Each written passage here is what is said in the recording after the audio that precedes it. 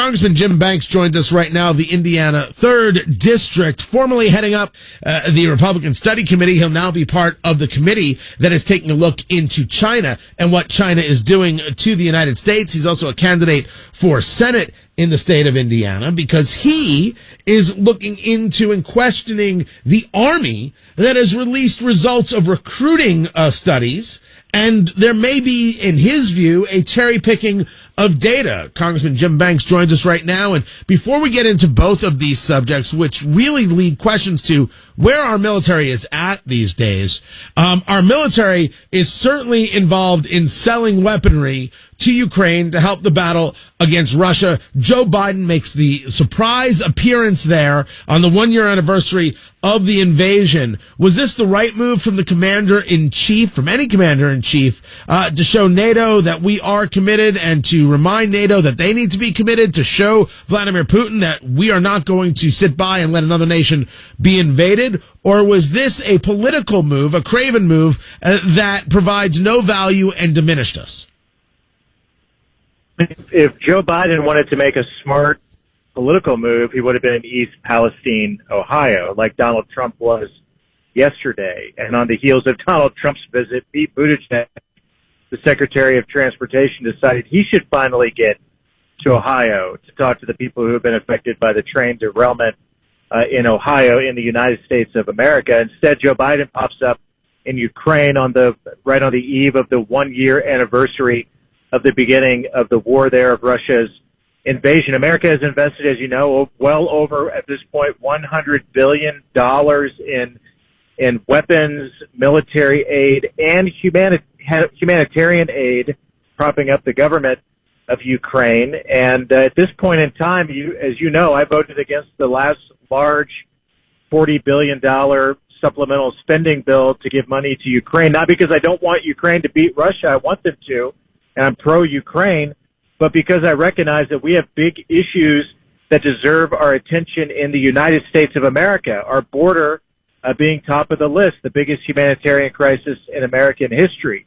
And then you have a train derailment in Ohio. And yet the President of the United States of America has turned his focus once again to what's going on abroad and not what's going on at home. Shouldn't the conversation be about having your eyes in all the places? You're the President of the United States. Is it really about one or the other? Can it be about both?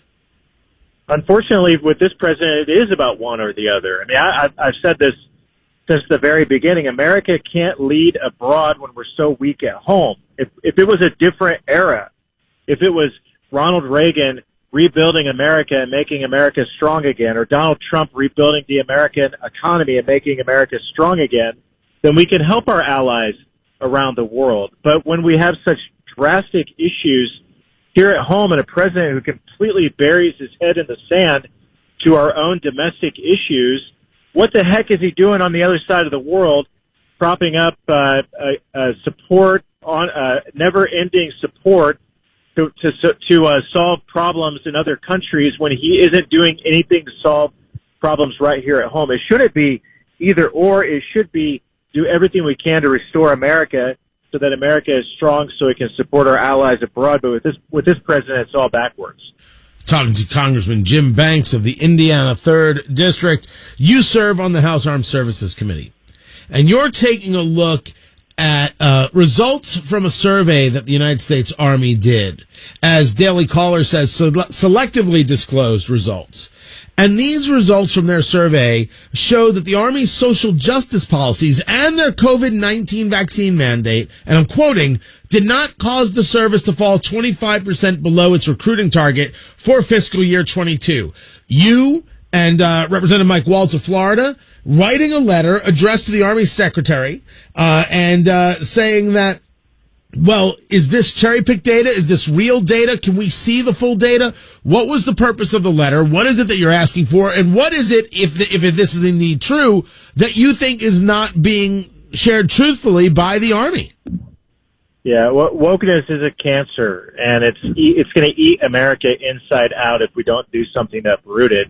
We see it in our schools. We see it being pushed in our federal government, and sadly, and really unbelievably, we see wokeness being pushed on our troops and the military. So I've raised this alarm, and we see wokeness rear its head in different ways, whether it's the top admiral in the United States Navy telling sailors to read books about anti-Americanism, which is, the opposite of patriotism, and supporting our American values, which is why most men and women, or all men and women, go and join the military and raise their right hand to begin with. So the Army tries to act like wokeness isn't a thing and isn't having an effect. So they've raised the prospect of this study to try to downplay it, saying it's only affected 3% of recruitment in the military.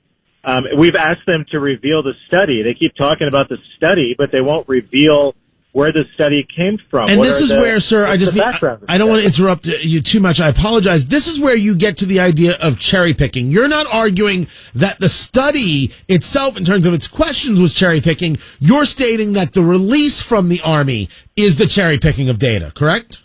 Yeah, that's right. I mean, show us the whole study, and then we can argue about the study. But it's not just, wokeness doesn't just affect recruitment and retention, it affects morale. And I have troops every day reach out to my office and talk about how different serving in the military is today versus 10 years ago or 20 years ago when they first joined the military. The crusade for political causes rather than the importance of training to confront and defeat our enemies. And so it affects all of that, but it also affects the perception of our military abroad.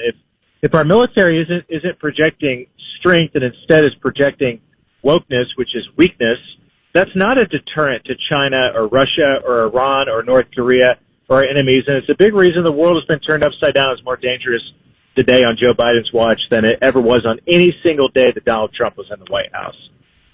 The danger that we discuss, is this an enemy that feels emboldened to advance, or is this actually part of a longer history of problems within the military that lead it to be something that engages these social justice issues? I have often discussed, I don't want my military being a place, a proving ground of any kind of social or cultural impact. I discussed the fact that I want my U.S. military to kill the enemy and break things, as often gets described. Is this, in your view, all because of Biden, or is there a longer history that you can point to here? And what are your suggestions for fixing it? Yeah, it was prevalent when I joined the Navy under President and Commander-in-Chief Barack Obama.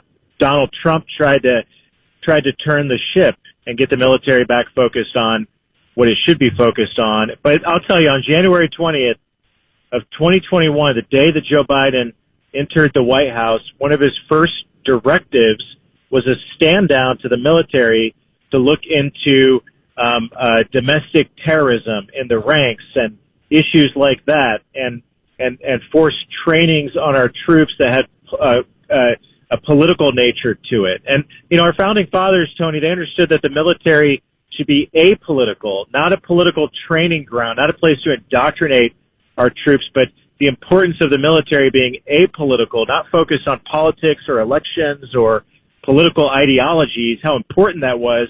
I'd say more than ever before, the 2 years that Joe Biden has been in the White House, he's done more to decimate that apolitical nature than any president that we've ever had before. Talking to Congressman Jim Banks of the Indiana 3rd District, reaching out to the U.S. Army, wanting the full parts of the study that states it was not social justice policies nor COVID-19 that led to the service to fall 25% below its recruiting target for fiscal year 2022. Have they told you, sir, what the plan is to get back up to their target numbers? How are they going to make up the people that did not enlist? What are they telling you is their plan? Are they sharing that with you? Yeah, they're not. But they are going to come before the subcommittee that I chair, the Military Personnel Subcommittee, over the next few weeks, and we're going to demand those answers on camera, under oath, and ask them what is their plan. I mean, remember, these are the same military leaders and the president who flushed out thousands of troops for not taking a highly politicized COVID-19 vaccine. So they dropped around 8,000, I think, troops out of the military, didn't take the vaccine, and then they have large recruitment issues. So I don't know how anybody could believe that doesn't have something to do with retention and recruitment of our military when you see the highly political actions of this administration that many of our troops are reaching out to me regularly to complain about. I move it over to the Air Force, where we now see that they leaked information on 11 individuals. 11 different individuals. The Air Force confirming to Fox News that an internal audit determined that there was this unauthorized release between October of 2021 through October of 2022. You were a very large supporter, and I believe still are, of Jennifer Ruth Green in the 1st District of Indiana, who was running as a Republican against the Democrat, the incumbent Frank Mervan. Her military records were leaked and then printed in the pages of Politico as part of a story, including a conversation of a sexual assault that she did not want public. Now you know that your colleagues, Representative Don Bacon, Zach Nunn, Don Bacon's of Nebraska, Zach Nunn of Iowa, amongst those whose information was leaked. They want to know what's happened. I want to know, is anybody calling for people to be held accountable? Is the U.S. Air Force going to start firing people? Yeah, this is really a bombshell story. I mean, we first became aware of it because the release of Jennifer Ruth Green's military records released sensitive information that was used to attack her in her campaign. What we didn't know at the time is that there were 10 other Republicans whose private military records and information were released at the same time as well. So the big question about this, Tony, is this a Watergate-like scandal? But what we know is that the DCCC, which is a super PAC that's set up by the Democrats and a opposition research firm that is owned by the Democrats, that supports the Democrats, did they hack into the Air Force's records? Did they somehow illegally obtain these documents? We know that the mistakes were made by the Air Force, but did the Democrats break the law in a Watergate-like way to obtain these records to attack Republican veterans? That's a scandal that should be getting a lot more attention by the mainstream media than what it is. They're trying to sweep it under the rug because they know it's explosive and could lead down a trail, I think, of less about the Air Force and more about whether or not the Democrats illegally hacked into records of veterans. That's a scandal that should be getting a lot more attention. As the Air Force has described this, it was American Bridge 21st Century, which is a liberal super PAC, and a researcher by the name of Abraham Payton, who, when I first heard the name, sir, I thought it was a fake name. I thought they made it up completely. I don't know why it hit me as just a name like that, but it did. And they simply asked for the information, and the Air Force failed to get the consent of the members of Congress or candidates in question. And that's how the Air Force is saying it happened. You make you feel good that the United States military is that sloppy? No, that doesn't make me feel good at all. I mean, remember, I served in the military too, and no veteran should ever have to worry that their private military records are going to be released, especially to be used against them. And this was we found out about it because of the way the Democrats manipulated the details of Jennifer Ruth Green's and her records to attack her in a campaign. By the way, I made this case to the Air Force back before Election Day that Republicans were running strong around the country trying to win back the majority, and we ended up having a 4-seat majority. There could have been a scenario where the majority could have come down to Jennifer Ruth Green's race in the 1st District of Indiana, and the Air Force, because of their negligence, at best, whether it was the worst case scenario of manipulation by political operatives working with someone at the Air Force to release these records or hacking into these records, it could have, that one race could have swung the majority back and forth between Republicans or Democrats and had a big effect on the future of this country. So there has to be accountability for those who either broke the law or made the mistakes that led to this. Congressman Jim Banks of the Indiana 3rd District, I appreciate you taking the time. We'll talk more, especially as your committee there on China starts to take hold. Congressman, thank you. More is coming up. I'm Tony Katz.